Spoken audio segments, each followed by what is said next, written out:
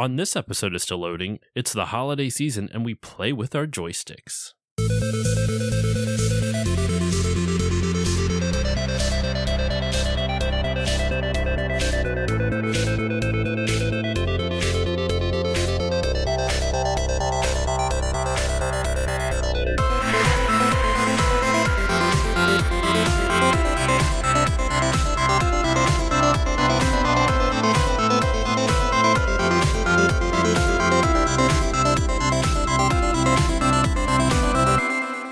Hello, everyone, and welcome to this new episode of the Still Loading podcast. I am your host, Josh Koval, and it is, in fact, the holiday 2022 episode of the Still Loading podcast. We are covering a fantastic movie. It's a movie. It's something.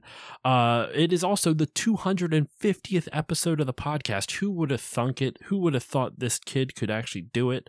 But here we are, 250, halfway there to 300, and who knows, maybe we'll do something. I'll do something big for 300 like I did for 200. But with me today to discuss a movie is Mikey from the best named podcast in the world, Big Drink Energy. Mikey, how are you doing today? I'm doing very well, thank you. Very happy to be here, and very happy to talk about. I think we can call it a movie. We watched it. It exists, and I guess by definition that makes it a movie, but I'm ready to talk joysticks. Right. And one hell of a movie it is indeed. I have brought you on the show. You're our first-time guest, and I'm a little sorry that your first time on the show, I have subjected you to some sort of movie. Listeners, we are talking today about a movie called Joysticks, and it is, for all intents and purposes, a movie, but it is a sex comedy from 1983. It's an indie film as well, and it I don't like to use the term indie to describe a movie because I feel like, oh, look, it's low budget, the acting's poor. Not every indie movie has bad acting, and I'll be honest, the acting in this is okay. Like, it's not good. I'm not gonna. It's not even that I hesitate to call it good. It's just not good. But I didn't watch it and be like, oh man, this is awful. But I just watched it and I'm at a loss for words. But we were talking about the movie Joysticks. Joysticks came out in 1983. It was directed by a guy named Graydon Clark, written by Al Gomez, Mickey Epps, and Curtis Birch. And the whole premise of this movie is that one of the biggest actors, the biggest actor in this movie is a guy named Joe Don Baker, which Bond fans will know he is Wade from two of the Pierce Brosnan movies, and he was also the main villain in The Living Daylights, another James Bond movie. He played two different characters, a villain in his first movie in The Living Daylights, and he played a Bond ally, kind of like the Felix Leiter equivalent of the Pierce Brosnan era for GoldenEye and Tomorrow Never Dies. But so it's kind of crazy to see him in this because no one else I didn't know. Remember that movie a couple years? It was like actually a couple years ago, probably about 20 now. Walk Tall or Walk Hard, whatever. Not Walk Hard. Walking Tall with Dwayne Johnson. Yeah. Do you remember that? Yeah. That was a remake of a movie of the same name. And Dwayne Johnson's role was Joe Don Baker's. Really? Yeah, I had no idea until I was looking up. Like, I knew who Joe Don Baker was, but I had no idea that, like, I think it's Walking Tall. It's going to drive me nuts. I'm going to double check on it real quick. Walking Tall, yeah, 1973. His character's name is Buford Pusser, though, so I don't know if I like that last name. That's a name. That is a name for sure. It's just, but it's seriously crazy to see what, the fact that he's in this. Like, he's a man of, he's a pretty decently famous actor, so it's kind of nuts to see him in this. Other actors in this movie worth note is John Grise. He is probably more famous for his role as Napoleon Dynamite's uncle. Oh, okay. It's been years since I've last seen Napoleon Dynamite. So same. I'm trying to think who that is. I'm blank. I feel bad that I even blank on his name because he was like one of the more popular characters in the movie. I'm gonna look it up real quick just to because I literally remembered it up until I said his name. I'm like, oh fuck, Uncle Rico. There it goes. Oh, he plays okay, Uncle Rico yeah. in this. Now in Joysticks, he plays King Vidiot. A very different role from Uncle Rico. But the whole premise of this movie is Joe Don Baker's character, Joseph Rudder, wants to shut down the local arcade because his daughter, Patsy, shows up there a lot, and he considers it a place of scum and villainy. And to be fair, in the 80s, arcades were not the safest place for kids. It was actually... they were seedy locations where drug deals would happen and like gangs would hang out and shit. Like, I'm not painting it like a dystopian level type of thing, but that was arcades were not a safe place necessarily because it was dimly lit, so you could do shit that you weren't without people seeing it as easily. So stuff like that. So his perception isn't quite that far off, but the arcade in this movie, I'm not going to say it's good, wholesome, clean fun, but there's not really like bad things happening. It's just weird people. Yeah, and I'd also... I'm sure we'll get into it when we get there, but I think for the period of this movie, it has a weirder crowd than the arcade normally would. Oh, 100%. And 100%. It is a very, very... the movie... The first time you see the arcade in the movie...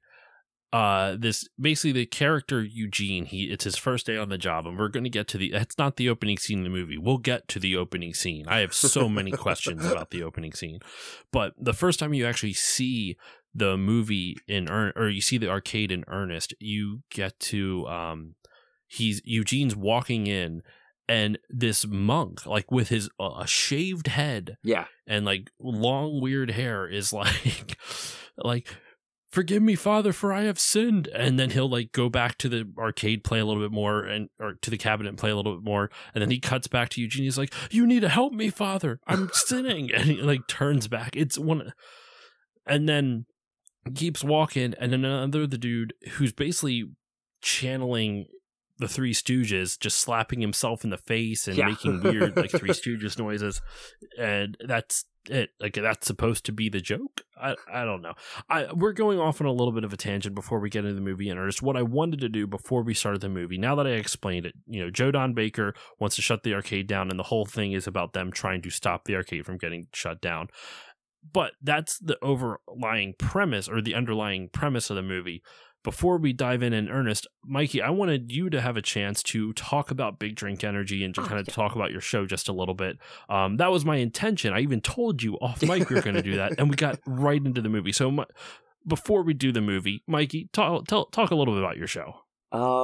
I would describe my podcast as a podcast in the same sense that this movie was a movie, and that you give yourself more credit than that. In the fact that it exists and people can listen to it. The Big Drink Energy started off between me and two other truck drivers. We used to all work for the same trucking company, and we would come back and we would review energy drinks. But turns out energy drinks, not super popular thing for everybody to be into. So over time, it kind of just turned into, the way my co-host describes it, hot ones, but with monster cans instead of wings. So we kind of just we use it as a vessel to start a conversation, and we talk to different people on it. We haven't had an episode in a while. I moved away, and he started school again. So if you go, we're not done. There's more coming. It's just, there's a little bit of a gap between episodes. Logistically, it's hard to schedule a recording session. Yeah, exactly. Sure. So I tried to supplement that. So if you look up the Big Drink Energy podcast, the 5 most recent episodes on that, not even BDE. It's just other one-off podcasts that I've done just to fill out the RSS feed. We have one where we review the 1996 Mighty Ducks cartoon from the Disney Channel, which is a hoot. We have one where we talk to comic book authors in the indie comic world, and then we have another one where we talk about fighting games. So even if energy drinks aren't your thing, and why would they be? I'm sure you can go enjoy a podcast about ducks or comic books or fighting games. So yes, go check out Big Drink Energy if you in fact have some Big Drink Energy. I was trying to make a big dick joke, and it really didn't work out with that one. But anyway, So thank you, seriously, man, for coming on the show and for subjecting yourself to something that was put on film. I hesitate to call it a movie, but it was something that was put on film. And I was about to say, this is perfect. For my birthday, I was signed up for a film studies course on the filmography of Orson Welles. So a couple weeks ago, I watched Citizen Kane, and I think if you have the time to do the double feature of Citizen Kane and this, boy, you're in for a good night. They go hand in hand. Oh man, talk about, you're going to get a nosebleed from the from the like tone shifts between these two movies. Those two movies. Holy shit. Okay, let's dive into this movie in earnest. Joysticks, 1983, directed by Graydon Clark. Now, I wanted to bring this up because I found it really funny. I was looking at the writers for this movie. Now, like I said at the beginning, there are 3 writers for this movie. There are Al Gomez, Mickey Epps, and Curtis Birch. Now, I've not looked into all 3 writers, but I looked into the credits for Mickey Epps. Mm-hmm. Mickey Epps has also acted in a few movies. He was actually one of the city councilmen in this movie, which we'll get to, which I thought was kind of crazy. He's one of the city councilmen. He also played the Rolls-Royce chauffeur in a little-known movie, very little known, called Femme Fontaine, Killer Babe for the CIA. Oh. I clicked on this out of pure whim. It's a trauma film, if that puts any context into what this is going to be. And the movie is professional assassin Drew Fontaine puts her talents to her own ends to pay off those involved in killing her Buddhist mentor and maybe in the disappearance of her father. Amongst those in the frame are a crowd of somewhat dysfunctional lesbian-led Nazis, an energetic Chinatown gang, and an overly laid-back porn king playboy. Could be pretty messy. And that's what IMDb describes this movie as. Huh. I have no words for this. Hold the goddamn phone. James Hong is in this movie. The legendary actor James Hong is in this movie. I guess he had to get a role somewhere back in the 90s. Holy shit. I'm looking it up right now. This looks very silly. This might be my next week's movie. I don't even know where you can watch it, like this. So listeners, if you want to see Joysticks, you can actually watch it on Tubi for free. That's where we both watched it. But I just have no words. So yeah, I was looking through the guys' credits, and Mickey Epps being the Rolls-Royce chauffeur for that movie, for once again, Femme Fontaine, Killer Babe for the CIA. I just had to talk about it. Graydon Clark also directed a lot of other things. Nothing really of note. Just some things that sound interesting. I'm pretty sure this dude directed a blaxploitation movie. He did. Huh. He directed a blaxploitation movie called Black Shampoo from 1976. A promiscuous heterosexual black hairstylist and businessman has sex with his white female customers, but when he begins a relationship with his black secretary, her white mobster ex-boyfriend resorts to violent measures to get her back. There's so many layers to that. Why do they need to specify that he's heterosexual? Like, why is that the first thing listed? I'm not going to read all of this guy's like filmography. He directed a movie called Skinheads. That makes me uncomfortable. A group of students traveling to California are menaced by a vicious group of skinheads in the Colorado mountains. Okay. So they're harassed by some Nazis. His last directorial credit is for a TV show. And we were talking off mic about how like you're from New York originally, and the whole New York accent. Well, this show is called Mike Hammer, Private Eye. Oh.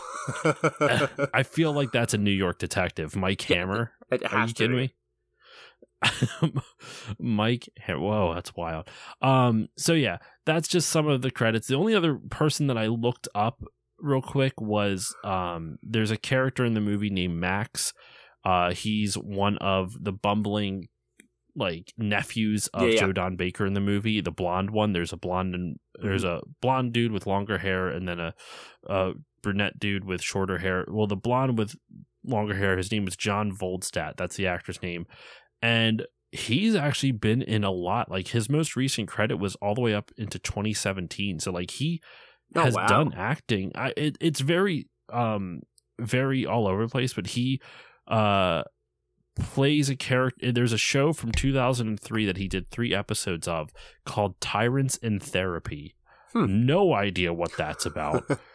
But he did a lot of guest spots on famous TV shows in the 90s. He did an episode of Beverly Hills 90210. He did 2 episodes of Home Improvement. He did 2 episodes of Coach.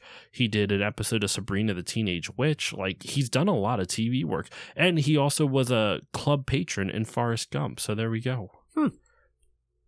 And let's just see, just out of curiosity, what is Tyrants in Therapy? The farcical adventure of 2 rich mental patients from Argentina who escape to Hollywood to make it in show business. The tyrants encounter Loutish, Loutish, Loudish? No idea. I don't know. Neighbors, predatory real estate people, and a variety of outlandish therapists in this ongoing comedy series. Never heard of it before. It's not rated on IMDb, but somehow it has 6 seasons. I don't think the seasons were very long, but anyway. So that's just a little bit of stuff. I had to dive into it. Like going down the IMDb rabbit hole with some of these, just some of the names of these movies, dude, I was just flabbergasted, which is fitting for this movie. And one more thing before we get into it. That's like the 6th time I said before we get into the movie. I want to get your just initial thoughts. Like, just put it out there. When you watch the movie, what were you feeling? What were your initial thoughts? Just talk a little bit about your experience watching this movie. So when you told me I could get it for free on Tubi, my first reaction was, "Oh, it's one of those movies." Because I don't know, I don't know if you're often on Tubi, but the only things I've watched on Tubi are like weird, canceled after 1 season, weird shows from the 70s. That's I've never seen anything good on Tubi. That's all I'll say. Yeah. But so then, like going into it, I was like, okay, cool. This is very 80s, and like the whole idea of like wanting to shut down the arcade. It made me think this is so 80s. It's like the equivalent of the people who ski and the people who snowboard fighting for the same mountain. That was the premise of a lot of Johnny movies. Tsunami? Yeah, there's a whole bunch of them. And then I remember like It's Always Sunny did like a spoof of them where they were like, it was like, again, that was like an 80s sex themed episode where they were just like having parties and everyone's like skiing nude. It was like, oh, okay, it's just like that, but in an arcade. And let me tell you, that's not what arcades are like now. Everyone in this arcade is just like super horny and just like trying to have sex all of the time in the arcade. Like, I've been to arcades. That doesn't happen anymore. I'd be very uncomfortable if that happened with all of the families in arcades now. Thank goodness it's not the 80s anymore. I highly doubt they were even like it back then. I mean, I can't imagine this is a realistic portrayal of arcade culture from any era of arcades. Oh my God, this movie is fucking wild. Like, listeners, if you want to see a movie that involves video games, unnecessary boobs, trying to be sexy, not sexy sex scenes, and some really bizarre slob humor, then this is the movie for you. This is filled with let's go into this in earnest. The movie opens with one of the main characters. I don't really think there's a main character in this movie. Like, it kind of follows more of a group of people. It opens up and you think it's going to be this kid, and then it's just not. Yeah, it's just not. Yeah, exactly. You think it's going to be him, and he begins the movie by literally going like, "I'm going. Today's my first day at the arcade, doo-da, doo," like singing. Like, I don't. Is that supposed to be funny? Like, I don't know. What's weird about the actor who played this? His name is Leaf Green, which something there's something with the name Leaf in this movie. Leaf Green plays Eugene Groby. The slob character is named Dorfus, is played by John Greenleaf. Huh. So just leaves everywhere. But what's crazy about this dude is that he he was in Grease 2. Oh, I saw that. Yeah. He had a singing role in Grease 2. He was Davey in Grease 2. He didn't act a whole lot after this. Like, he was in Grease 2 in 1982. He played a character named Leslie in one of ABC's after school specials in 83. Joysticks was 83. He did his credits of acting is not much. The Powers of Matthew Starr, I don't know what that is. I've never even heard of that show.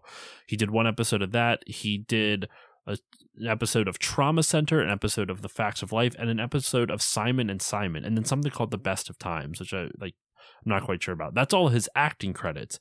What's weird, though, if you go down to his production manager credits, he's the production manager for Osmosis Jones, Looney Tunes Back in Action, and Brother Bear 2.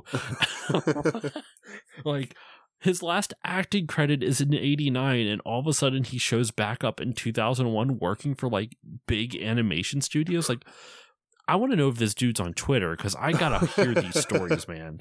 I gotta know what's been going on with him.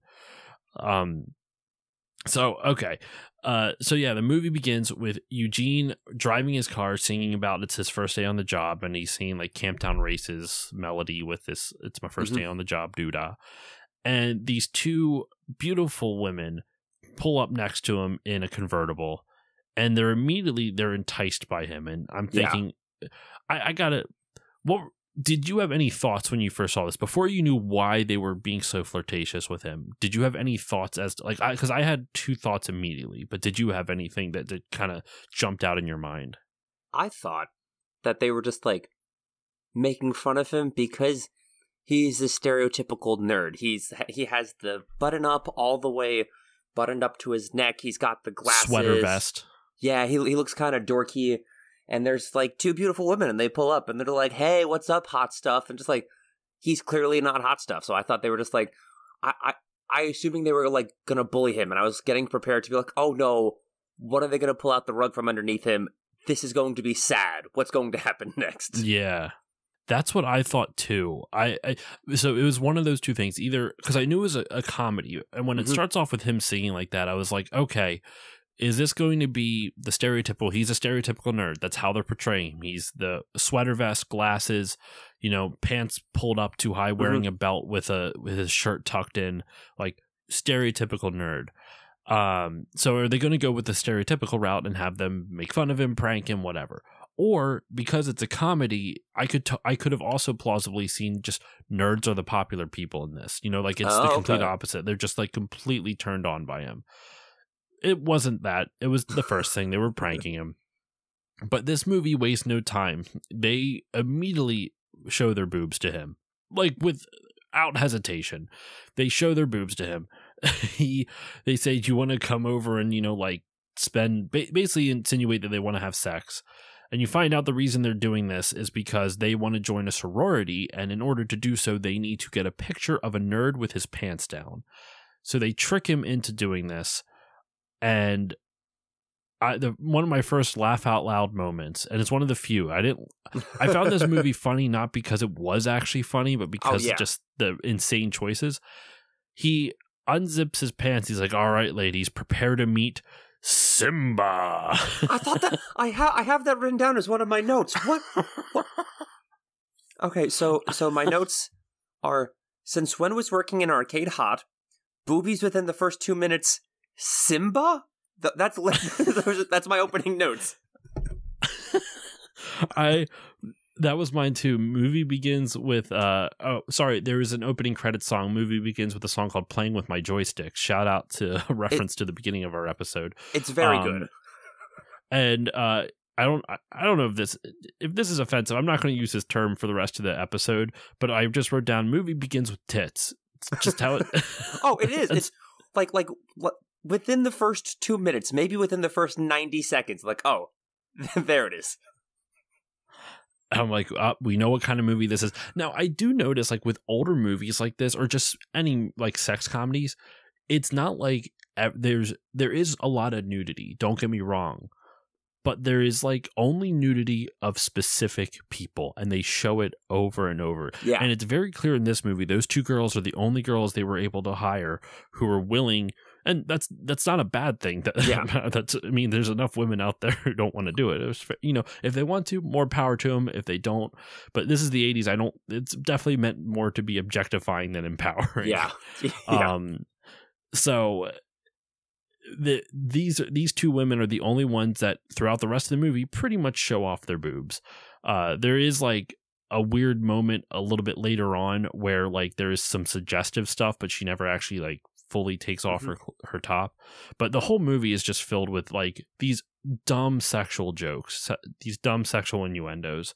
But we'll get to it. So they snap a picture, and this is where my second takeaway of the movie comes in. There are no goddamn consequences for anything in this movie. No matter what somebody does, whether it's good or bad, there is no consequences for it. They essentially sexually harass this kid, right? Yeah.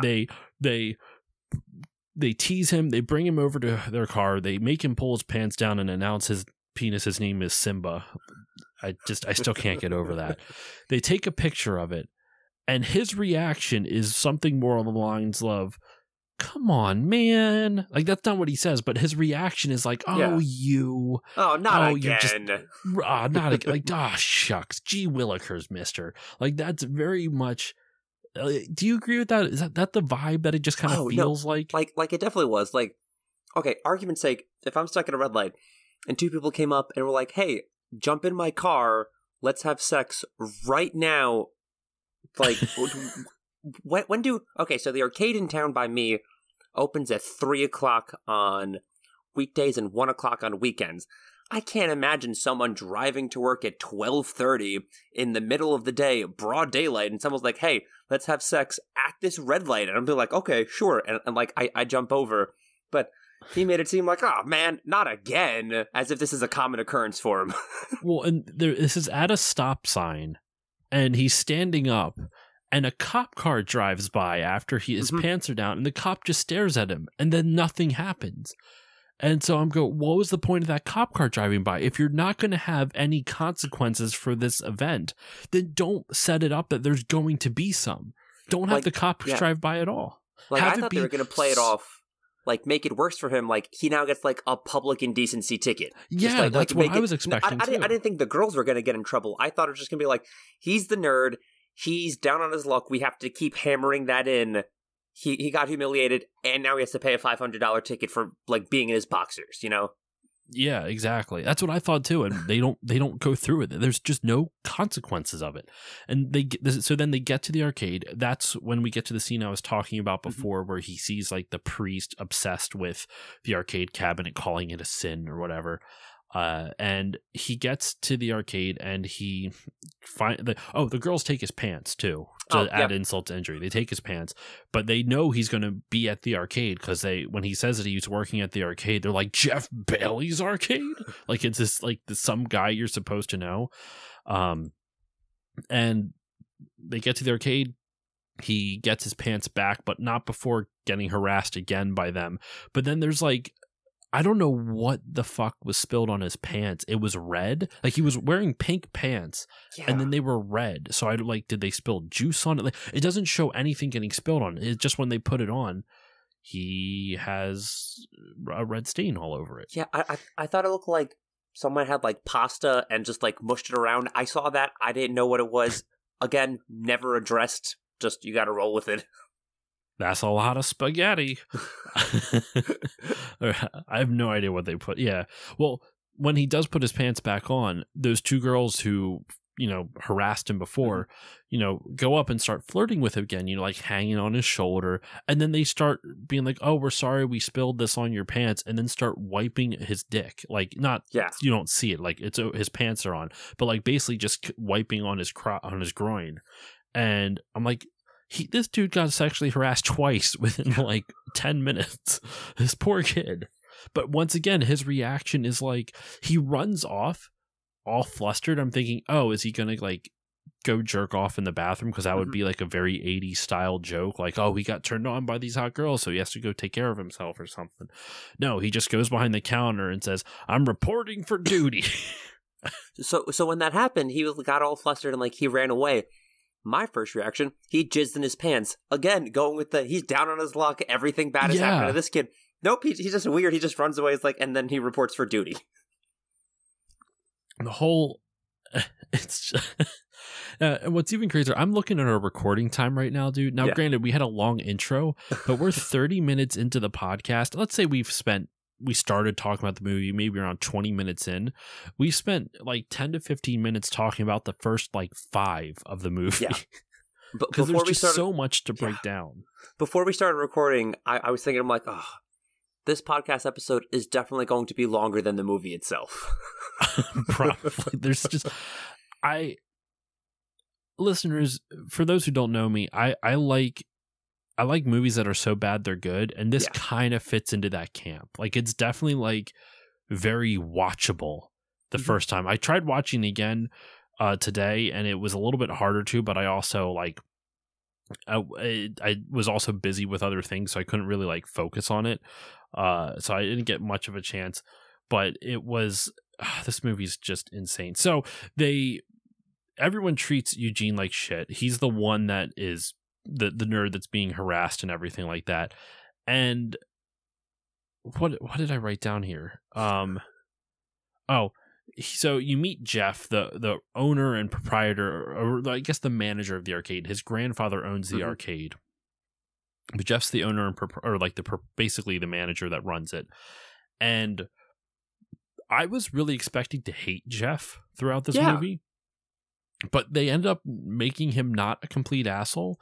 Like, he's an asshole in the sense that he watches Eugene get sexually harassed and he finds it funny, but he doesn't necessarily egg them on either. Like, he's not like, yeah, do some more, like, keep going, like this and that. Like, he does a little bit in the beginning, but then the rest of it is just like, it's just everyone acts like this is a common prank. I think that's why he's not a complete asshole. I mean, he definitely looks it. He's got like one of those douche faces, but like he doesn't come off as a complete asshole, because the way they treat all the things happening to Eugene in the movie is that, oh, they're just funny pranks, and they're not. They're sexual harassment, but the way they play it off in the movie is that they're just funny pranks. So while Eugene is now, working at he's trying to, walk around and do some rounds around the arcade, and he sees this really this really dirty, grimy, like messy guy playing, I think, is it Pac-Man or Miss Pac-Man? I can't remember exactly which game he was he's playing playing. One of the two. Also, there's a lot of branding in this. You see Namco, you see Pac-Man, you see Miss Pac-Man. They definitely did not get approval from these brands. I thought the same thing. I feel like, with the exception of like the 2 games that were plot relevant, they just went to an arcade and be like, oh, these are the cabinets you have? Okay, I guess these are the cabinets we're using.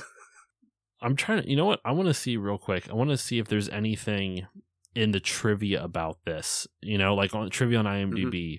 Like the first one, when Graydon Clark approached game company Midway about using the image of Pac-Man in the film, he also requested they allow him to feature a yet to be released game in order to increase the film's appeal. The game Midway chose to feature was Satan's Hollow, which is played in the face-off between King Vidiot and McDorphus. That's not advertised at all that that's a new game. Like, at all. Like, okay.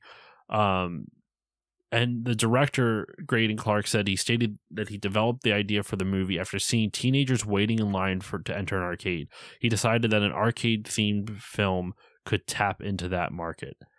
And the exterior of the arcade is actually the exterior of a warehouse in which the arcade was set up in or built in. But the opening scene with Eugene was shot without permits in less than an hour. That makes a lot of sense. But and it was shot in 3 weeks. I don't know how true this is, mind you. That's really fast if this was shot in 3 weeks. Okay, so he sees this slob trying to like make it, like spilling popcorn all over the place. Like, he just looks disgusting. And it's very much into that 80s trope of It honestly, it kind of reminds me of John Belushi's character from Animal House. You know, like just the crazy. I forget his character's name in that all of a sudden, but you know what I'm talking about, right? Yeah, I literally, while we were talking, I looked it up on my phone to make sure that it came out ahead of time, because I had the same thought, and before it came out of my mouth, I wanted to make sure. Yes, Animal House came out before this, and this is a copy, and not that like, oh, Belushi knocked off this movie. So yeah, I literally just looked that up. Yeah, no, Animal House came out in the 70s, and this came out obviously in 83. Mm-hmm. But it's just such a weird character, and you find out though that this character's name is Jonathan Andrew McDorfus, or just Dorfus for short. And he is pretty much like the arcade technician, the resident expert game player and arcade technician, sort of, for the arcade. And he's, you know, you think he's a tough guy at first, because when Eugene is like, you know, being like, hey, you there, mister, like in a real nerdy voice, you can't eat food like that. You need to clean this up. Stop this now, I say. He whips a knife out, and you're thinking like, oh shit, is this guy gonna like stab him? Nope, he just uses it to open up the back of the arcade to, I don't even know what he's doing back there. He doesn't really explain his logic, does he? The high score has never reached 7 digits. He has to go check the 7th digit. That's I don't know how that works. It doesn't said. That's what he says he's doing. He's just going to check the 7th. Because he was like, we've never gotten more than a 6-digit high score. And he was about to before Eugene interrupted him.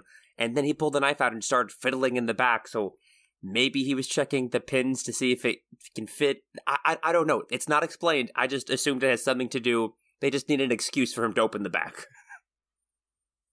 That's such a weird moment. So that's where Eugene and McDorfus meet. And this is where the movie like the plot starts to kind of come in a little bit. You meet Joe Don Baker's daughter, Patsy, excuse me, and would you say she has like a California Valley Girl voice? Like, oh my god, she has like a parody of a Valley Girl accent. Just like one of the notes I had is like, what the hell is her accent?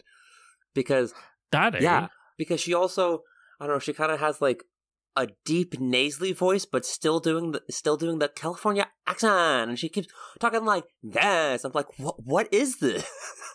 It's so hard to place. I was so confused. Oh my god. And she's very much into Jeff, the proprietor, the manager of it. Like, all the girls are really into Jeff in this movie.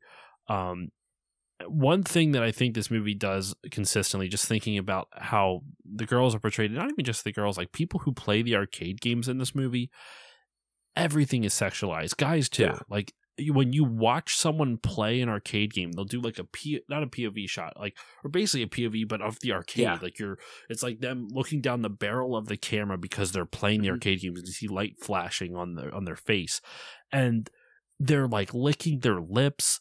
They are like, you know, very excited. Yeah. It looks like they're all like just ready to like have an orgasm because they're having so much fun with these arcade games. And there's a scene later on in the movie, I guess, because it's hard to hear. I don't know about you, but it's hard for me to go scene by scene coming up now, because a lot of it just kind of blends together. There's a lot of like these little vignettes of like kind of bad jokes, you know? Yeah, when you said you wanted to go beat by beat, I'm like, I watched the movie. I know stuff happens, but I don't know how many beats there are to go through. And like, we meet a whole bunch of characters in like rapid succession, and then after that, it's kind of just like things happen, but there's like downtime in between those things happening. But like, I don't know what happens in them. It's just like I don't know. It's a very bizarre movie. Maybe it'd be smarter for us to kind of quickly relay the rest of the main story beats, and then just kind of talk about some of the weird jokes and side points. So the rest of the movie, pretty much, the way it kind of lays out is that Joe Don Baker comes in, gets his daughter, and he's livid. He's pissed because he thinks, once again, it's like the den of Satan, or like it's the scum of scum, or a place of scum, of a hive of scum and villainy. That's what I couldn't think of the Star Wars quote. So he gets her out of there, and he wants to get it shut down. And it cuts to him and her at their home pool. And that's where we kind of get like, Daddy, I need some money. Yeah. You called it lettuce or something like that. It kind of reminds me of like, what's the one character from Adventure Time? The Lumpy, the cloud? Lumpy Space Princess. Lumpy Space kind of has a voice like that a little bit. And she's saying how she wants money, and then the two, like, henchman is a strong term for his nephews, but you don't know they're his nephews. That you just, I think what makes me uncomfortable at them is like, you don't know that Joe Don Baker's character, Patsy's dad, is like, has these two guys constantly following around. And so when you first see them, you think they're like his henchmen or his bodyguards or like his muscle on the side. You find out later they're his nephews, and it's extra uncomfortable because you don't know it at the time.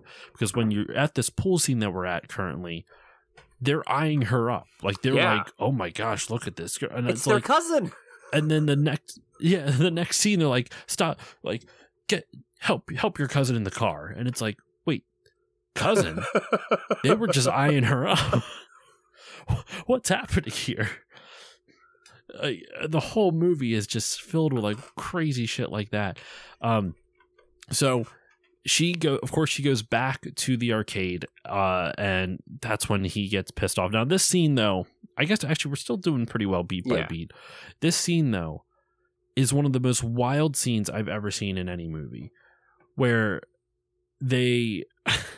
it's in between her telling her dad, like, I'm going to go to the arcade if I want to, and here, give me money anyway, and her showing back up at the arcade. She does show up back up at the arcade. The two girls who flashed Eugene, the nerdy kid, at the beginning of the movie are back as well. And they keep trying to get Jeff, the arcade operator, to play games. He's like, girls, I don't play these games. You find out why later on in the movie, and it's a weird... I actually have a really interesting fun fact I for you cannot about wait. that. I'm so excited to talk about that. But he keeps saying, I don't play these games. He's like, but... Oh, and then he's like, girls, will you show me the picture you took of my coworker, Eugene? He wants to see the picture of him in his underwear. He still thinks it's funny, which is still fucked up. And the crazy thing is he's saying all this in front of Eugene. Eugene's working behind the counter, and they're having a whole conversation like he's not even fucking there. And he keeps trying to convince them to give him the photo so he can at least see it. He's like, all right, girls, how about this? There's a new unreleased arcade game in the back. And if you show me that photo, we'll go back and play it together. And the game is called Stripper. And that apparently is a real game. It was showcased in the movie for a Los Angeles-based company called Computer Kinetics Corp. And it was a mod of a showy game called Streaker. This is from Wikipedia though, so take that for what it's worth. The credit that it's linked to is actually a reliable source, Critical Kate Willard, who from a Critical Hit. She's a very good video game historian. Wow, okay then. She has an article all about why the first playable women of the 80s were naked.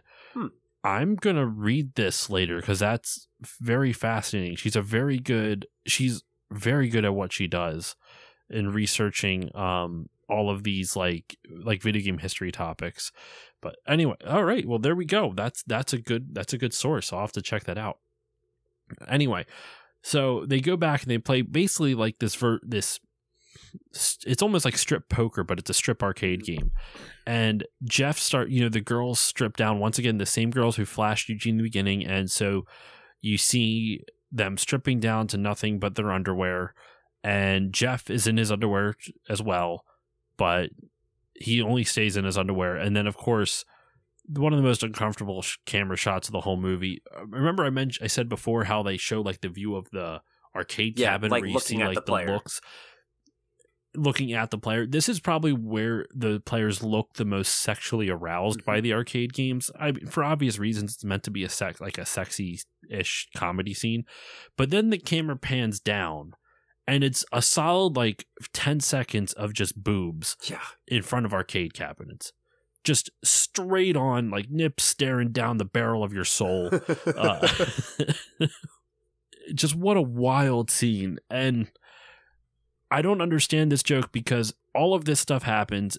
The girls start, like kissing Jeff, and then they're doing like the whole giggling, like, isn't this so fun thing? And then for no goddamn reason, Dorfus and Eugene go to the roof of the arcade, and they put they blow a fire extinguisher into the air vents to make it look like smoke is coming out the air vents, and then the fire alarm goes off for no reason. And everyone, but only in that room, and only for 20 seconds, no one else in the and then arcade is panicking. The fire alarm stops. I don't know how they pulled that off. My only thing is because you do find out at the end of this scene that it was meant to be a prank, that for some reason Jeff, the guy who's with the two girls in the room, was in on.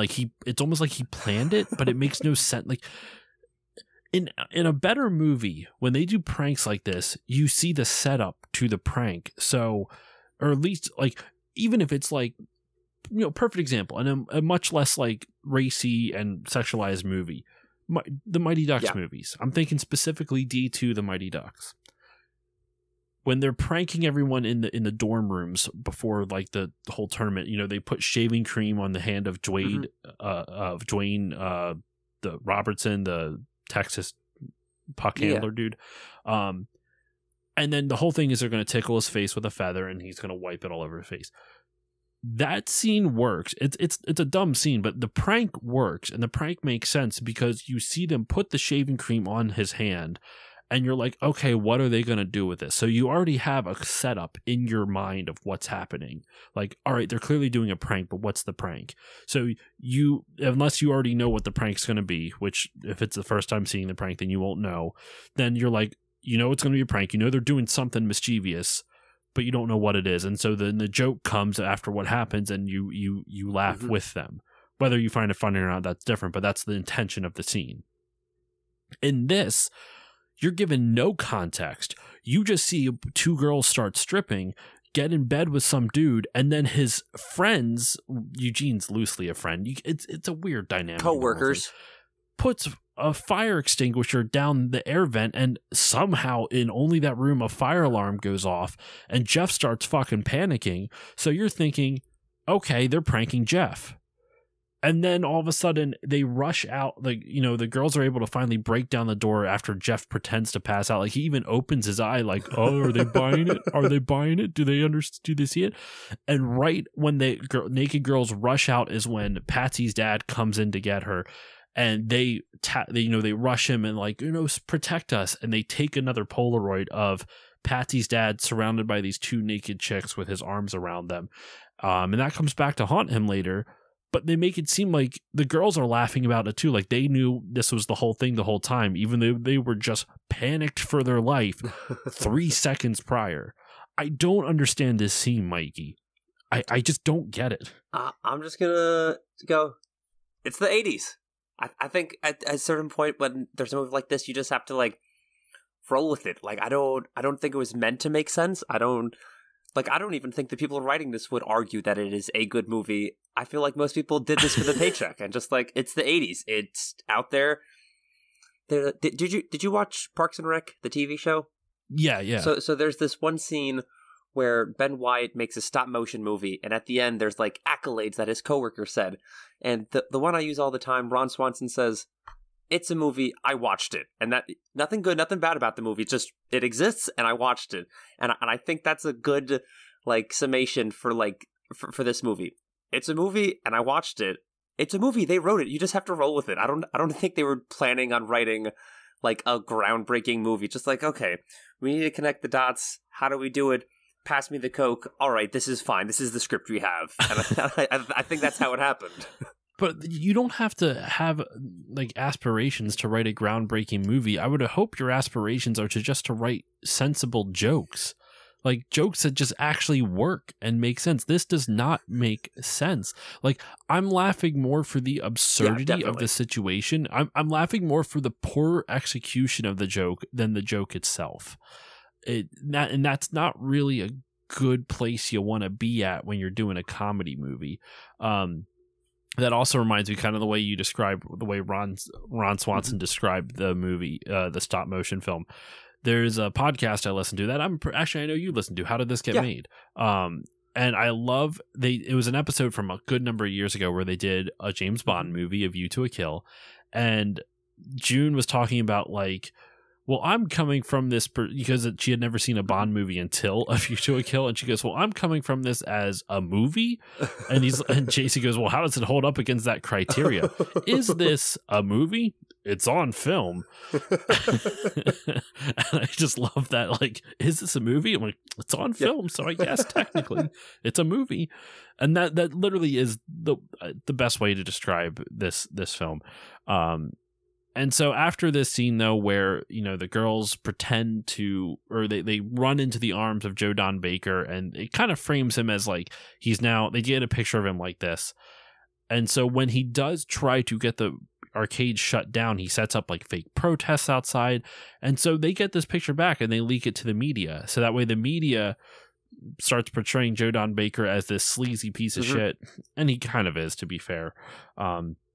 This sleazy piece of shit. But before he sets up all this stuff, his dumb nephews try to take matters into their own hands. They know he wants to take this arcade down, so they are taking matters into their own hands, and they want to steal all the arcade cabinets. Eugene overhears this and tells Jeff and everyone else, like, we can't, we got to stop this. And Jeff's like, I got a plan, don't you worry. Well, then they both proceed to do two separate plans.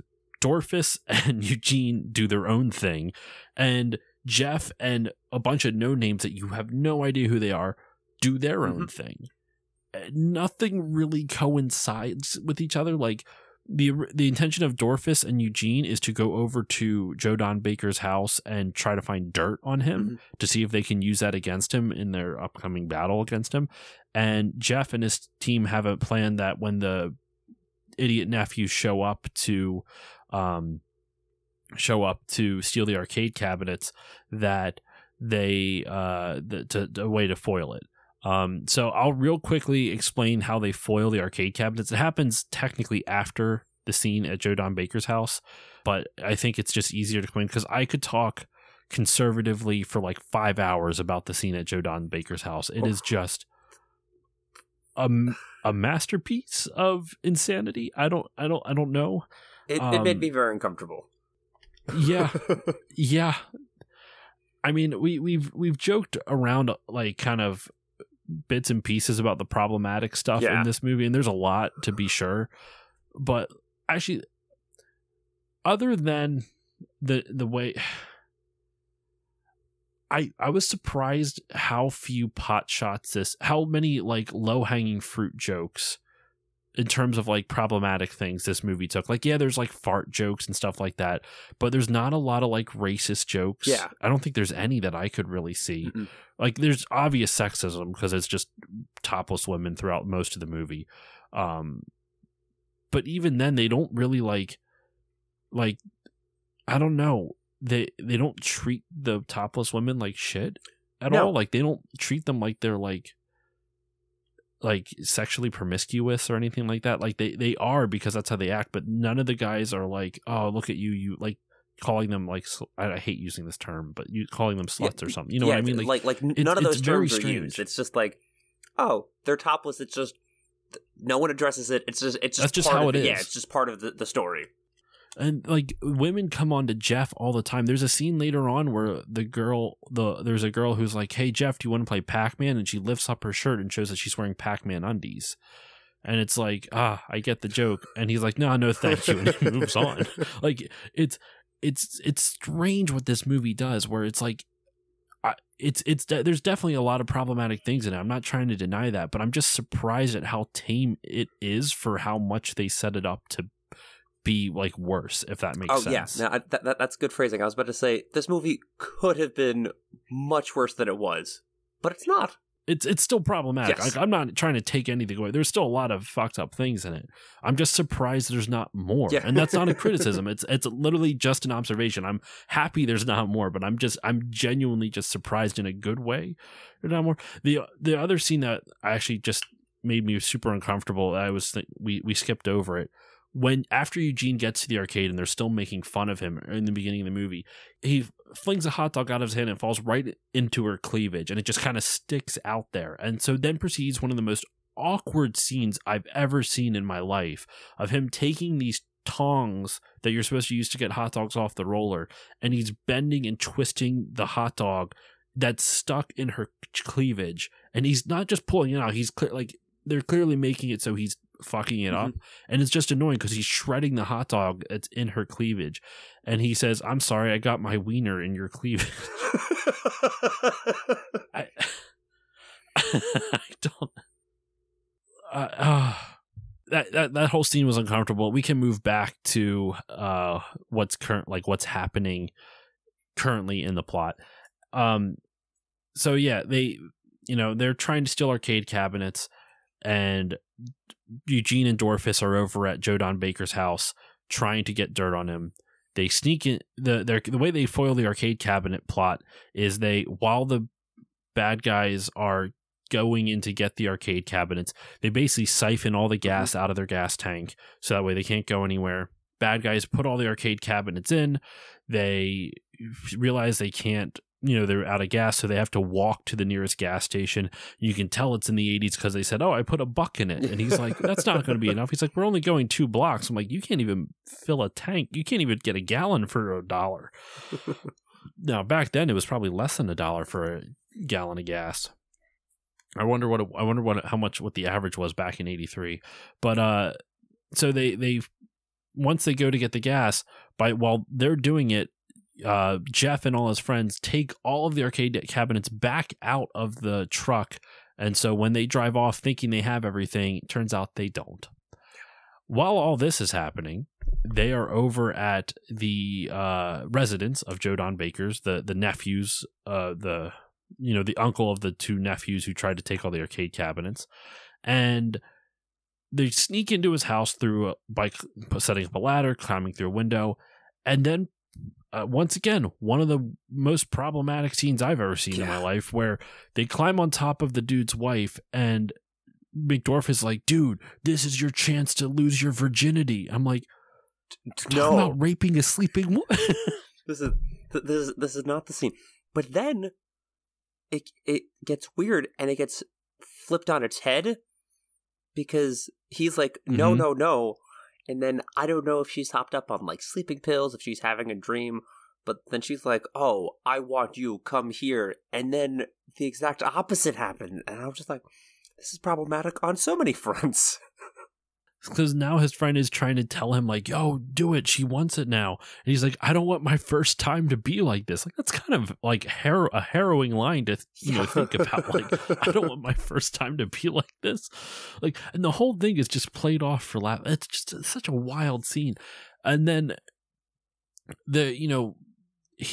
it's this ridiculous scene of like she's like holding him, and it's supposed to be like, "Oh, honey," like she's trying to like kiss him and touch him and all this other stuff, and that's when Joe Don Baker comes to bed, and you're like, "Oh shit, is he gonna notice?"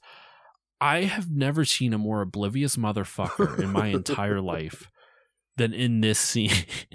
There's a whole ass extra person in his bed. He's like, "Oh, what is my crazy wife up to?"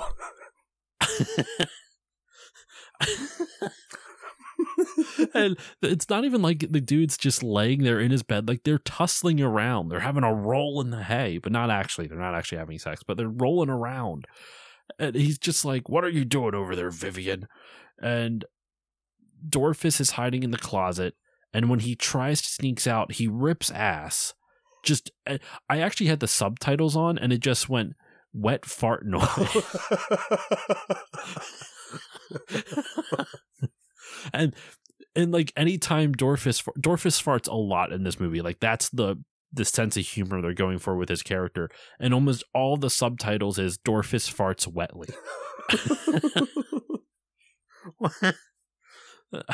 This movie, dude, I'm so sorry I subjected you to this. No, I signed up for it. I was very excited. I'm having a lot of fun breaking this down, but this movie's just wild. So Dorfus farts. Joe Don Baker thinks is he's like, Vivian, I thought I told you to see the doctor about this. And he sprays like aerosol spray pretty much to get rid of the smell. And then Dorfus goes outside, knocks on the door to like buy Eugene some time to get out of the bedroom. And he's just chewing the scenery. How would you describe this scene? So, if I'm remembering correctly, he approaches it, and he has a routine set up where he's trying to talk to him, and then he goes, "Okay, that's enough, kid. You gotta get off my lawn." He's like, "Wait. It's about the arcade." And then he goes, "Aha! I knew it always came back to the arcade." And like, always back to the arcade. Yeah, it seems like the arcade's just haunting this man. Like all of his issues are because of this one warehouse. He's having like severe arcade not PT anxiety. Yeah, exactly. That's all he thinks about. So he keeps telling, like, he keeps basically using words like, "Oh, you have a time to get out." Like he's the way he's like talking to Joe Don Baker. He yells at specific moments to give a hint to Eugene, like, "You have a break. You can leave now." Patsy, his daughter, the California girl, sees Eugene like in the room with his mom. She's like, "Eugene and mommy." Her voice is just wild, man. What a wild choice. He escapes out the window, but decides to climb down from the awning from like the roof of the porch just in time for Joe Don Baker to see it. And Joe Don Baker, once again, the most oblivious man I've ever seen in a movie, doesn't question why this kid just showed up from the top of his roof. Like he questions it, but it's very kind of like, that's odd. Anyway, there's like no consequence for anything in this movie. Fake fire alarm, girls are fucking fine with it. Sexual harassment of his employee, girl, he's like, "Oh shucks, you." Borderline rape of a woman while she's sleeping. Oh no, she actually is hopped up on pills, so she's into it. Okay, great. That's totally fair. The whole movie is just filled with like moments like this. It's just, oh my god.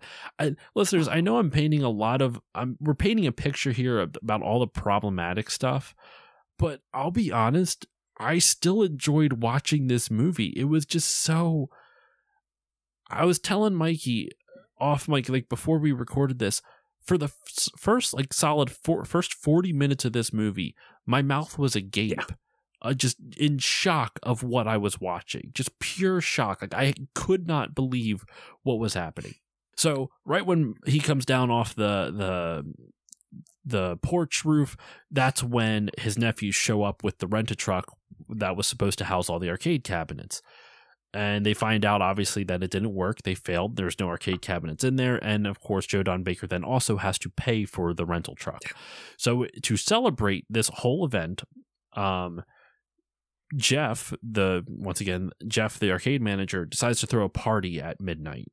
And a little bit of a pervy moment. I mean, I guess that's not surprising considering the movie, but pervy moment where his one friend's like, "Oh, I'll go get a bunch of girls." He's like, "Yeah, and tell him not to get changed. I like girls in 90s. Yeah. And I'm like, yeah, okay, buddy. Thanks. And that's where you see the Pac-Man scene. The girl's clearly in like a nightshirt and just wearing underwear. And that's where you see the scene like, "Do you want to play Pac-Man?" And whatever. Patsy, of course, shows up. She sneaks out. Like while the guys show up with the empty truck, that's when McDorfus and Eugene and Patsy show up. Or like they get in a car and they drive off to the arcade and they have a big party. Mm-hmm. A character we forgot to reference shows up in this scene, and he's a big character. King Vidiot. King Vidiot is portrayed by John Grise, who we mentioned before is Uncle Rico from Napoleon Dynamite. And King Vidiot, I don't have words for how this dude looked. He has bright blue dyed hair, with a red patch, almost like a not a soul patch, but like a red thing in the middle. He's supposed to be like this punk rock kind of goth skater kid of some sort. and he's surrounded by these like other like punk rock looking chicks, but when they walk around, the girls, they go like beady beady beady beady beady beady beady beady, like they act like the ghosts from Pac-Man. They just like walk around and they make this sound of the wah, wah, when everyone like. They also go like this. They do like weird robot arms. I'm like, do they think they're in a video game? I wouldn't be surprised because they're following King Vidiot, which I'm looking at a still of his like jacket. He's wearing like a leather jacket with like chains everywhere, and he's got pins on it. Like this is very proto, like kind of like what you see some like more like punk rock geeks wear at like cons now, where they'll have like pins all over their jacket. But this is a lot more like it's very clear, like the makeup on John Gray's face. They made him look very pale, and they put like this contour on his cheekbones to make his cheeks look very sunken in. It's very, very, very strange. And he's King Vidiot, and he likes to play arcade games. He did show up earlier in the movie, and he's just kind of this insane character. Like he's meant to be this intimidating type of guy. Yeah.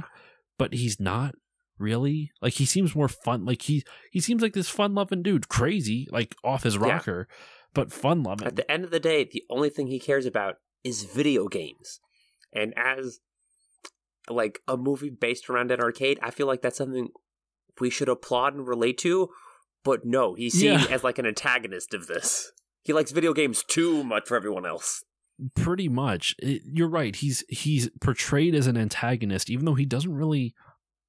He just likes video games. Like he's never really mean. Like he's a little mean in the very first scene, but like every time he interacts with everyone else, he's like, "Oh, do you want to play a game together?" Like he just wants to play games with people. That's all he wants. And like I think this is like the next scene that comes up. The only like antagonistic thing that he actually does is he ends up working against the arcade, weirdly enough, and then they have that rivalry set up where they have to like settle it in whatever game they play, and that's like the only thing where he becomes like an actual antagonist. No, you're right.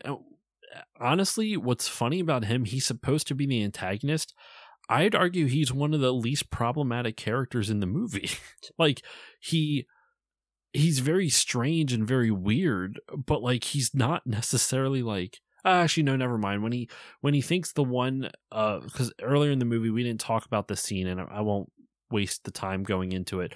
The two idiot nephews of Joe Don Baker dress up as different people to like spy on the arcade before they come up with their plan to steal all the cabinets, and one of them dresses up like a girl, and King Vidiot thinks she is like the most beautiful person he's ever seen.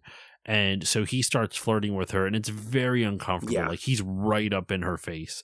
But King Vidiot's just a wild character. So he shows up at the arcade at midnight being like, "Hey, are you open? Like, what are you doing?" And he's like, "No, it's a private party."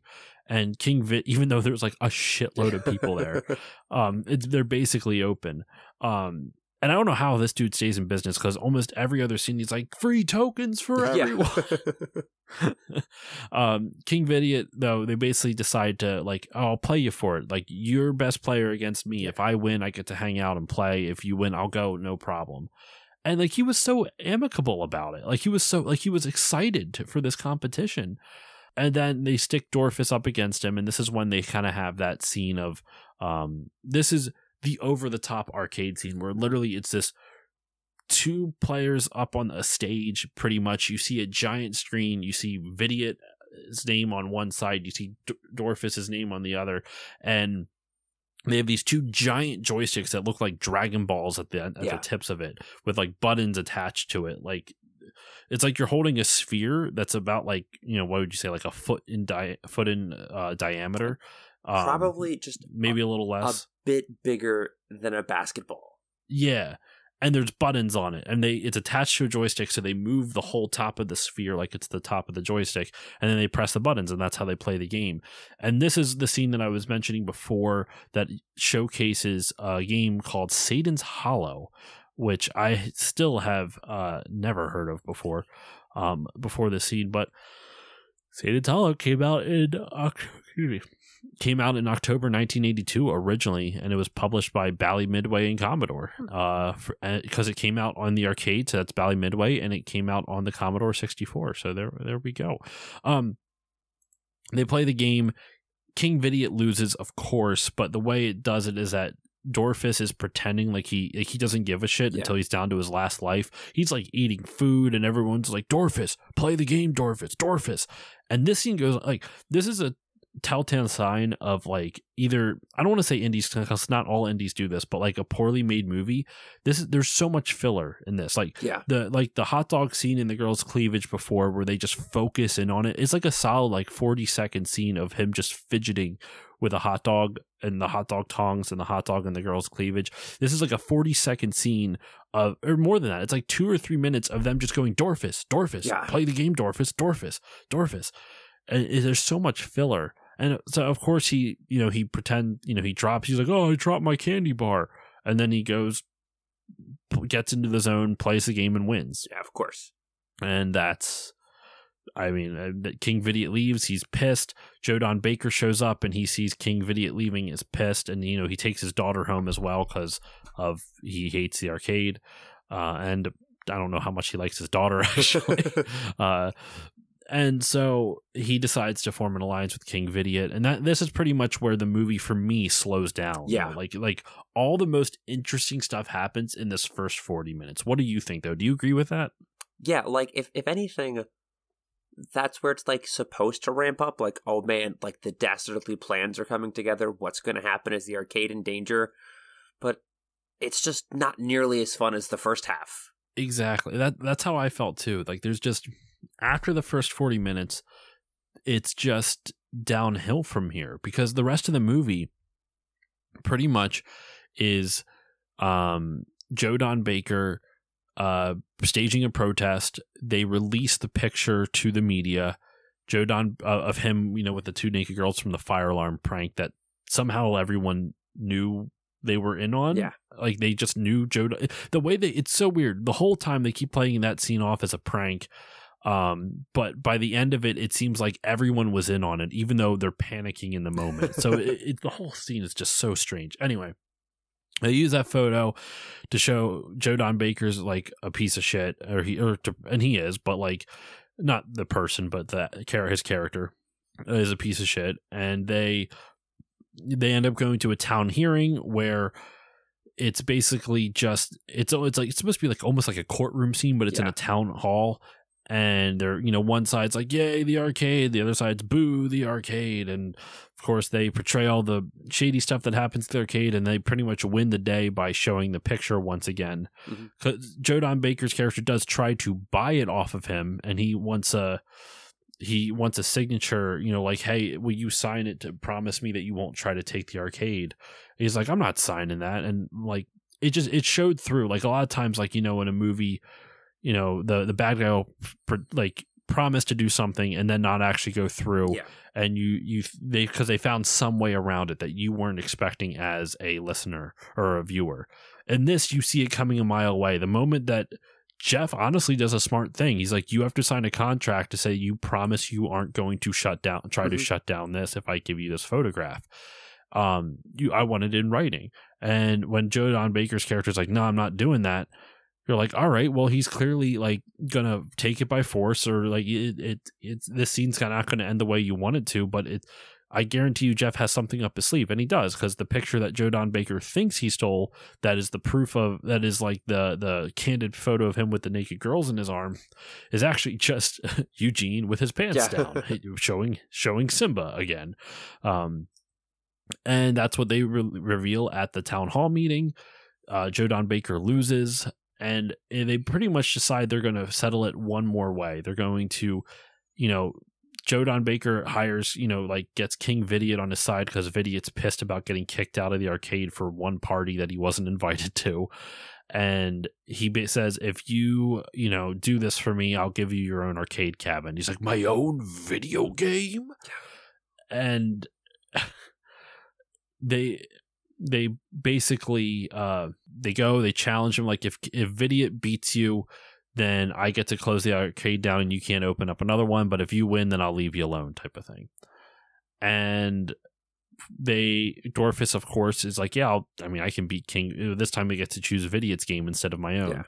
And you find out later that game is Super Pac-Man, which was an unreleased version of Pac-Man at the time. So, gotcha. Okay. An unreleased newer Pac-Man game, which is kind of funny to think about. That they're like, yeah, we have, but like, arcades weren't necessarily meant for kids back then. So I guess it wasn't as weird to like kind of preview a game in a sex comedy in the early 80s, because it's not like you had the Nintendo, the whole Nintendo vibe with it. Exactly. Anyway, they kidnap Dorfus, though. The bad guys kidnap Dorfus, so that way their best arcade player for the arcade can't play. And this is where we get to pretty much the final portion of the movie. You find out why Jeff doesn't play games. He apparently actually used to love to play games. I just don't have words for this scene. Mikey, I've been talking so much. I've been going through this whole movie beat by beat. Would you explain this next scene here about how Jeff goes into the details of how he lost his ability and his love for playing games? Yeah. So, as it turns out, he not only loved video games, but was very good at them. And in the back room of the... Go figure. Yeah, who knew? In the back room of the arcade, he had like a little hideout set up with like a bed. And his first love, she's never mentioned before, so I forget her name because I think she's only mentioned for like 3 lines in the whole movie. But I don't think she's mentioned prior to this. No, she? This is the first time she's ever brought up. And I think her name is only dropped 3 times, like in the last 20 minutes of the movie. So I forget what it is. But his first love, just like they meet, blah, blah, blah. They make love at the arcade. And then when they're laying there in the bed in the arcade, he sees in the reflection of one of the arcade cabinets, her dad comes in. And her dad is furious. He's like, "What are you doing? You can't, I find you with this guy." And then he starts slapping her around because, she's having like underage sex or whatever. And like, it is the most like comically awful fake slapping I've ever seen. That's one of the notes. I don't even think they add like in after the fact. It's kind of just him like waving his hand around like a fish, and she's going behind it. It's awful. And then he goes, yeah. And then after that, her father took her away, and I never saw her again. But I've never stopped looking. And then that's it. That's the whole story. That's why he doesn't play arcade games anymore, because he's having like flashbacks of that happening with his ex. Well, so here's the wild thing I want to tell you about. There's 2 things to bring up with the scene. One, you find out towards the end of this movie, this arcade only opened 6 months ago. So presumably, the event of his girlfriend getting slapped around by her father happened less than 6 months ago. So it's really not been that long. Yeah. Like I'm not saying it wasn't an awful event, but it really hasn't been that long. Second thing, I was talking to my friend, who actually former guest of the show, Justine, about this scene, because he basically, every time he tries to play a game, he just thinks back to that night of his girlfriend getting abused by her dad and this and that. And I'm like, so the way the movie portrays it, he has PTSD, and video games induce his PTSD. Mm-hmm. So I asked Justine, she's a psychology major, and she's very close to, graduating, and she's almost done her schooling. So she's going to be a psychologist, right? So she's pretty much right there. I'm like, does this constitute as actual PTSD? And she's like, well, you can have an anxiety attack induced from things, but it doesn't mean you have PTSD. And I'm like, well, what would indicate PTSD versus an anxiety disorder? She's like, well, you have to have a traumatic event happen to you in order for it to be considered PTSD. I'm like, so then I asked her, I know this is a comedy and it's played up for laughs, but would witnessing your girlfriend being physically abused by her father count as a traumatic event? Because I think it would, but I don't know, like, clinically. She's like, oh no, that very much that is trauma. So this movie posits that this kid receives PTSD, has PTSD flashbacks anytime he plays video games, back to a couple months ago when his girlfriend was physically abused by her father. And the whole movie plays it up for laughs. Now, I understand, like, you can have dark senses of humor. I'm not trying to say this is a problem. the way the movie makes it is that this should be something that's problematic, but the way the movie portrays it is just so insane. Yeah. You're just like shocked. And it's not like one of those things. A lot of times when a movie uses dark humor, you can tell that. So when there's something that like when there's an inappropriate laugh at a movie, it reacts like a physical like different laugh out of my body. Just like it sounds different. I'm like, oh, I shouldn't be laughing at that. But like it didn't. It's not played like that. It's not like addressing it. It's just like, this is a funny thing that happened, right, guys? And it's just like, no, it's not, though. Exactly. You know who I think is the master at dark comedy? And I know you've listened. Andy Daly. Oh, yeah. Andy Daly is able to make... I've said this before, because this is going to be a little bit of a soapbox, but I always, people always talk about, you can't make jokes the same way. You can't tell jokes anymore because people are offended at this and that. I'm like, well, you can tell different jokes. That's the difference. Like, yes, there are certain jokes you can't tell anymore, but that's not necessarily a bad thing. Actually, no, it's not necessarily a bad thing depending on the joke. And I think a lot of it has to deal with the intention of the joke and the comedian. And the best comedians can show their intentions. Andy Daly, for those who don't know, Andy Daly is an improviser. He is shown on Comedy Bang Bang a bunch. He has his own podcast. He's done his own TV show called Review. He's a really amazing improviser, one of the best out there. And he has characters that are awful human beings, murderers, incredibly sexist characters, incredibly over the top, but the way that he's able to portray them is that they're so hyper, like, heightened. They're so insane that you can tell Andy is making it. It's kind of like what Mel Brooks does with his comedy, where it's a satire almost. He's making fun of the people who are actually like that, because by bringing it to the extremes. Dalton Wilcox is this racist cowboy poet laureate who hunts vampires and monsters, and he kills anyone he suspects of being a vampire. And it's all done insanely. Like, that character should be a problematic character, but because Dalton's just such an insane character, and you can tell Andy Daly's intentions by the character, it works. Yeah. Versus this, their intention is clearly not like, oh, isn't this insane how awful this is? Like, it's not meant to like, this scene would work is if her dad was so comically evil and over the top that that's what was happening. But they're not playing that for the laugh. The laugh isn't how comically evil her dad is. The laugh is that she is getting beaten. Yeah. And that's the fucked up part. That's why this scene doesn't work. It's funny to us because it's just so insane. Like, why did they think this was okay?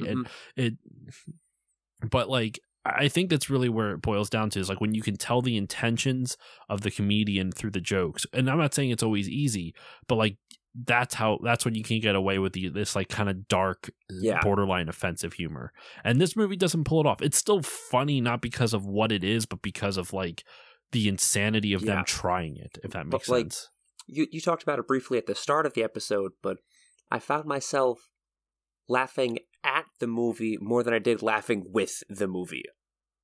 Yes, that's the best way to describe it. We're laughing at the movie, not with the movie, because it's just so kind of in a different sense, but kind of like what you do with the So Bad It's Good stuff. Exactly. The Room or one of my personal favorites, Miami Connection. That is have you never heard of that, dude? I will tell you about it off mic. That is a movie. It's on my wish list. I haven't bought it yet, but I heard the how did this get made episode on it. I'm like, okay, I need this is shooting up to like number 2 on my like next to watch list. I need to get this. It's pretty fantastic. But we can wrap up this movie because so Jeff has legitimate PTSD, or it could be, at the very least, it would have to be clinically diagnosed, but he could theoretically have actually legitimate PTSD, which is just a wild thing that this movie goes. But it actually has a decent moral at the end, where because Dorfus is kidnapped, they do this whole training montage, this kind of funny, like goofy, like Rocky style training montage, but with video games. and whatnot, and to train Jeff up in 15 minutes to get him ready to conquer his PTSD in 15 minutes, because that's how it works. And he's struggling, he's losing. King Vidiot gets bored and he walks away from the competition, and that's when McDorfus comes back, and Eugene's like, no, don't jump in, Dorfus. Jeff needs to do this to help him conquer to conquer this. Mm-hmm. And Dorfus is like, I hate it, but you're right. And I actually thought that was a pretty cool thing. Like, I understand that's not actually how you get over PTSD, and that's not how dealing with trauma works.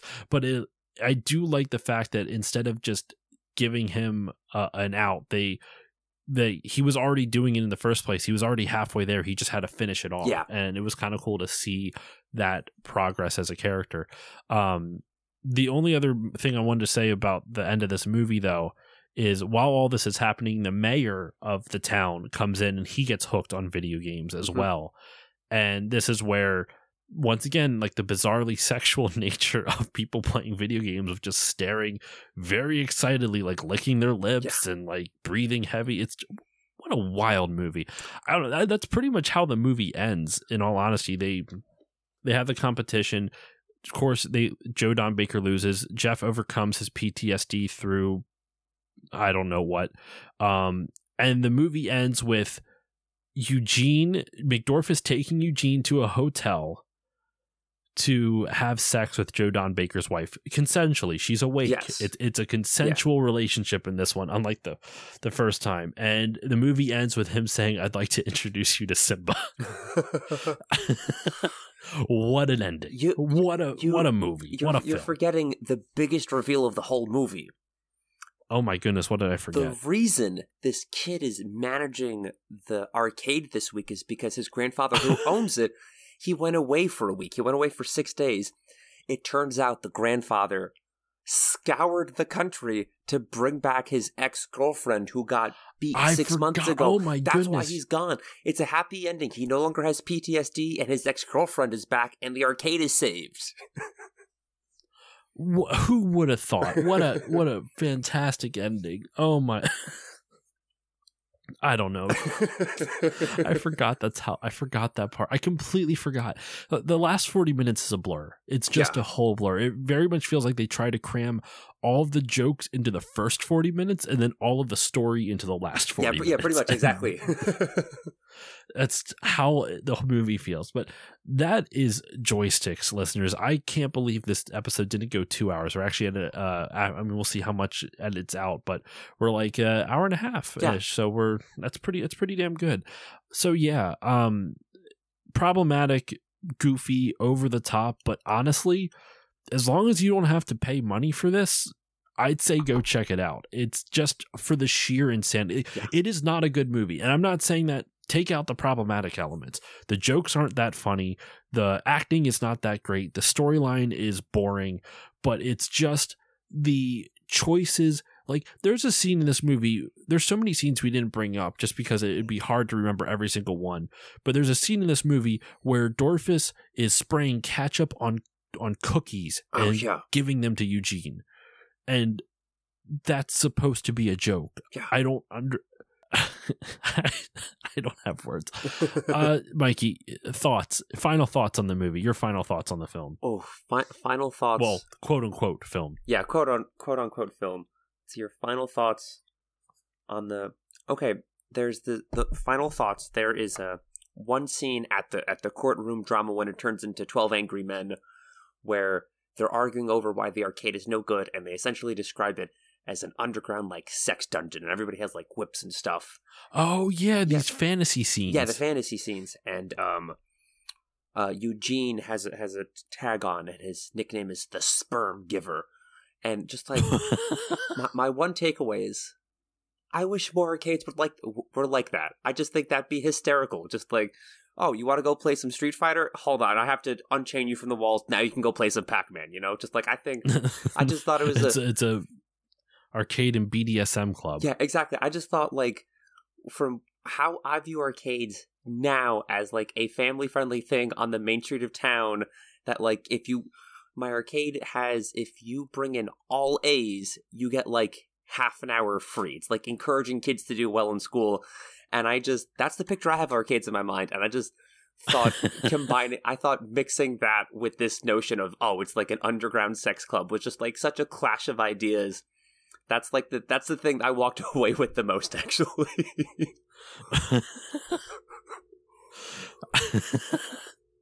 This movie's just, oh my God. I don't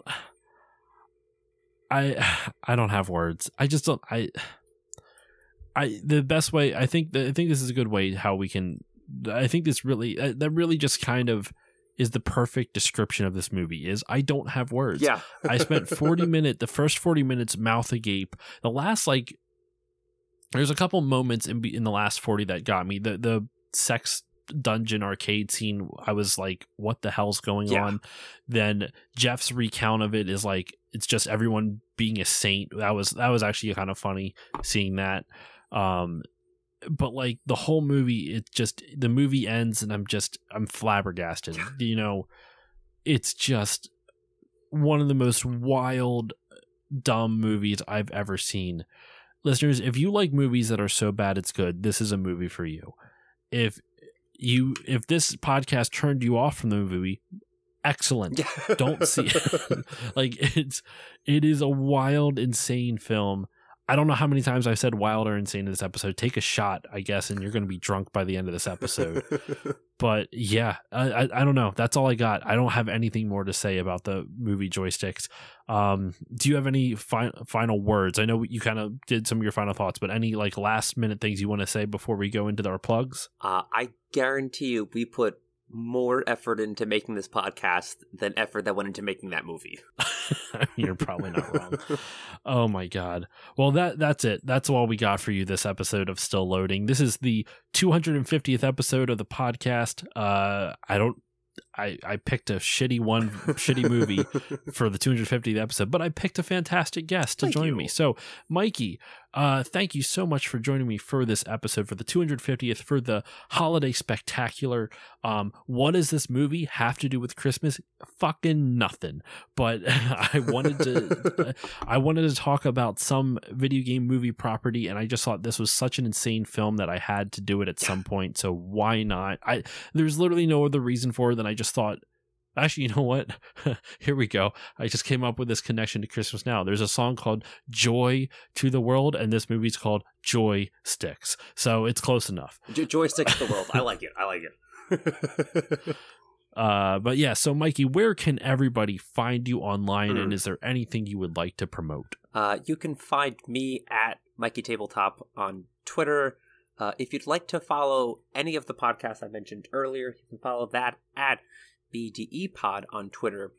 We might be taking a break from podcasts right now, but probably for the next month, we're actually in the middle of hosting an indie podcast Smash League, where we had 16 contestants from 13 different podcasts, and every week we're playing Super Smash Brothers until we can crown one champion. There's probably another 3, maybe 4 weeks of it going on, so if that sounds like something you're into, follow along for results. We stream it on Twitch every week. It's been a lot of fun so far. So what we're lacking in the podcast department, we're making up in the Smash Bros department. So I was in the tournament, already got knocked out, but you can still check it out. Twitch.tv/ what is it, BDE? BDE it's either BDE pod? or Big Drink Energy. I don't know. I will be, at the end of everything, I'm going to be making a highlight reel and putting that on YouTube, because like the streams are like 2 hours once a week, and I don't expect anybody to watch 8 hours of this nonsense to get to it. But so like follow all those socials, and at the end of it, I'll send you the 3-minute YouTube video that has the highlight reels of all the games. Well, everyone check out all of his socials that he mentioned, and also his Twitch stream, and you can check out all the cool stuff there, and when he gets it all done.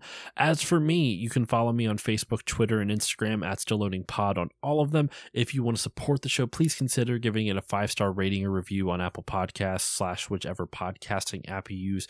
That helps more people find the show. It helps the word. It it helps with the algorithm gods to get the podcast out to the universe. If you want to support the show monetarily, if you like the show enough and you want to support me with a couple of your hard-earned dollars, you can go to patreon.com/stillloadingpod for $1 a month. You'll get the episodes a few days early at a higher bitrate, plus access to a patron exclusive Discord, which I'm actually thinking of revamping and kind of giving like patron exclusive, like switching it all together in one Discord into a public Discord and giving patron exclusive like roles and stuff like that, like exclusive channels and stuff like that. But we'll see where this goes. But you can that's for $1 a month. For $4 a month, you'll get everything at the $1 tier plus 2 mini bonus episodes a month. And then for $5 a month, you get all of that, the mini bonus episodes, the early releases. Actually, all those early releases are at a better bit rate, so better audio quality. But you also get access to Still Bonding, the monthly podcast of where me and my friend Erica Gwynn from the Monster Madness podcast go through every James Bond movie. We bond over 007. And that is happening once a month. At the time this episode comes out, unfortunately, actually, Erica couldn't do the last two due to parenting, because parenting is I get it. It's so much work. But Thunderball has just come out, so there's 4 episodes of Still Bonding out, as well as I think well over a year's worth of mini bonus episodes you can check out. So that's patreon.com/stillloadingpod. But the most important shout out is the Bit by Bit Foundation. The Bit by Bit Foundation is a non-profit organization whose mission is to put video games and video game consoles in the hands of kids receiving inpatient care at hospitals. So if you want to support the show, go to So if you want to support them, go to bitbybitfoundation.org and consider donating. That will do it for this episode of the Still Loading podcast. This literally coming out on Christmas Day, and what's more Christmassy than a sex comedy from 1983? That nothing, I tell you, nothing. It's the most Christmassy thing. I mean, they were playing with their jingle bells the whole way through the movie. I don't know how many more innuendos I can throw into this. But no, seriously, thank you all so much for listening. Next week, the first episode of the year, January 1st, is my year-end retrospective, with TJ from The Hotter Show. So be ready for that. But seriously, thank you all for listening. Merry Christmas. Happy holidays. I hope you all have a wonderful, this is going to be coming out on Christmas. I hope you all had a wonderful holiday and or Christmas or whatever you celebrate. I hope you got to spend some time with your families. Whichever family that may be, blood or otherwise. So please enjoy the rest of your holidays, and I will see you all in 2023. Mikey, thank you once again for joining me. Thank you for having me. I was so excited to be here. Thank you once again, man. It was great to finally get you on, and that will do it for this episode of Still Loading. Thank you all for listening, and I will see you all next time.